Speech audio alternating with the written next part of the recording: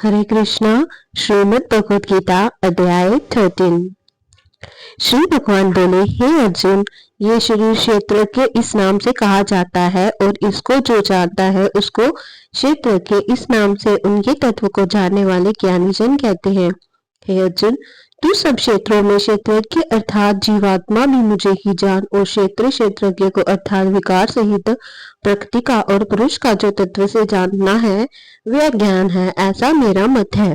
वह क्षेत्र जो और जैसा है तथा जिन विकारों वाला है और जिस कारण से जो हुआ है तथा वह क्षेत्र के भी जो और जिस प्रभाव वाला है वह सब संक्षेप में मुझसे सुन।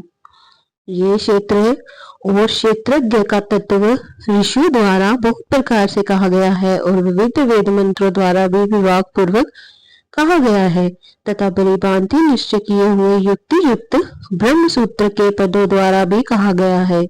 5 महाभूत अहंकार बुद्धि और मूल प्रकृति भी 10 तथा 10 इंद्रियां एक मन और 5 इंद्रियों के विषय अर्थात शब्द स्पर्श रूप रस और गंध तथा इच्छा दोष सुख दुख स्थूल देह का पिंड चेतना और धरती, इस प्रकार विकारों के सहित ये क्षेत्र संक्षेप में कहा गया।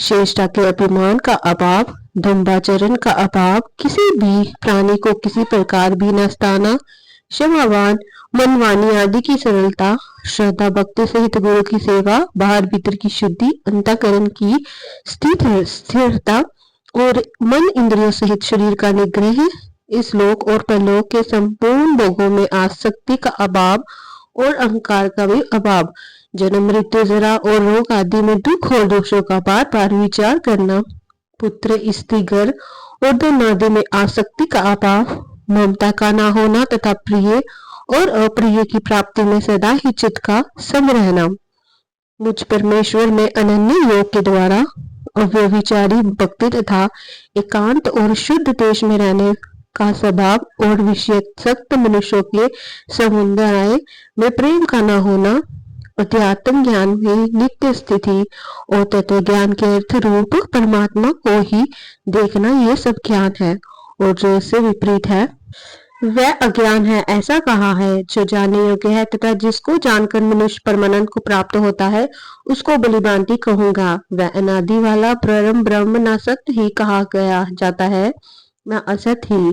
वह सब और हाथ पैर वाला, सब और नेत्र सिर और मुख वाला तथा सबको मन कान वाला है, क्योंकि वह संसार में सबको व्याप्त करके स्थित है।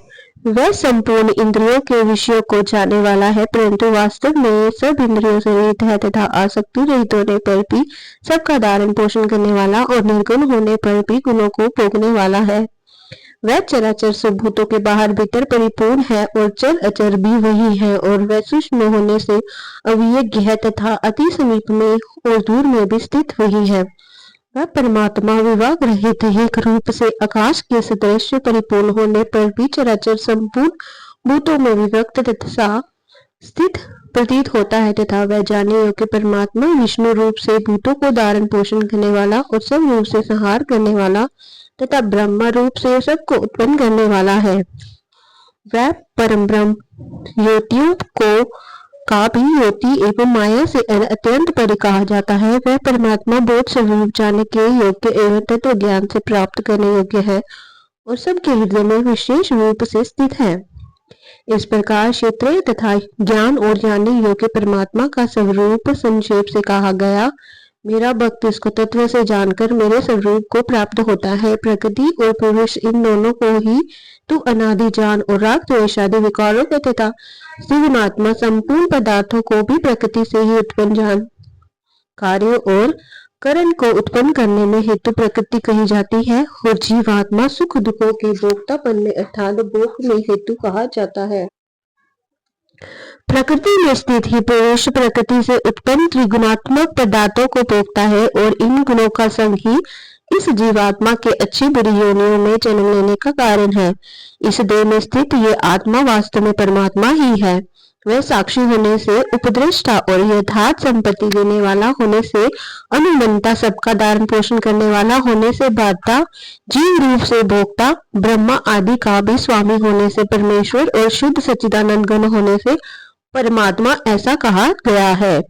इस प्रकार पुरुष को और गुणों के सहित प्रकृति को जो मनुष्य तत्व से जानता है वह सब प्रकार से कर्तव्य कर्म करता हुआ भी फिर भी नहीं जन्मता। उस परमात्मा को कितने ही मनुष्य तो शुद्ध हुई सूक्ष्म बुद्धि से ज्ञान के द्वारा हृदय में देखते हैं, अन्य कितने ही ज्ञान योग के द्वारा और दूसरे कितने ही कर्म योग के द्वारा देखते हैं अर्थात प्राप्त करते हैं। परंतु इनसे दूसरे अर्थात जो मन बुद्धि वाले पुरुष है वह इस प्रकार न जानते हुए दूसरे से अर्थात तत्व के जाने वाले पुरुषों से सुनकर ही तदनुसार उपासना करते हैं और वह शवन प्रायः पुरुष भी मृत्यु रूप संसार सागर को निसंदेह तर जाते हैं। हे अर्जुन, जावंत्रमान जितने भी स्थावर जगम प्राणी उत्पन्न होते हैं उन सबको तू क्षेत्र और क्षेत्रज्ञ के सहयोग से ही उत्पन्न जान। जो पुरुष नष्ट होते हुए सब चराचर भूतों में परमेश्वर को नाश रहित और समभाव से स्थित देखता है वही यथा देखता है, क्योंकि जो पुरुष सब में स्वभाव से स्थित परमेश्वर को समान देखता हुआ अपने द्वारा अपने को नष्ट नहीं करता, इससे वह परम गति को प्राप्त होता है। और जो पुरुष संपूर्ण कर्मों को सब प्रकार से प्रकृति के द्वारा ही किए जाते हुए देखता है और आत्मा को अकर्ता देखता है वही यथा देखता है। जिस क्षण ये पुरुष भूतों के पृथक पृथक भाव को एक परमात्मा में ही स्थित तथा उस परमात्मा से ही संपूर्ण भूतों का विस्तार देखता है, उसी क्षण वह सच्चिदानंद घन ब्रह्म को प्राप्त हो जाता है। हे अर्जुन, अनादि होने से और निर्गुण होने से यह अविनाशी परमात्मा शरीर में स्थित होने पर भी वास्तव में ना तो कुछ करता है न लिप्त ही होता है। जिस प्रकार से सर्वत्र व्यापक आकाश सूक्ष्म होने के कारण लिप्त नहीं होता, वैसे ही देह में सर्वत्र स्थित आत्मा निर्गुण होने के कारण देह के गुणों में से लिप्त नहीं होता। हे अर्जुन, जिस प्रकार एक ही सूर्य इस संपूर्ण ब्रह्मांड को प्रकाशित करता है, उसी प्रकार एक ही आत्मा संपूर्ण क्षेत्र को प्रकाशित करता है।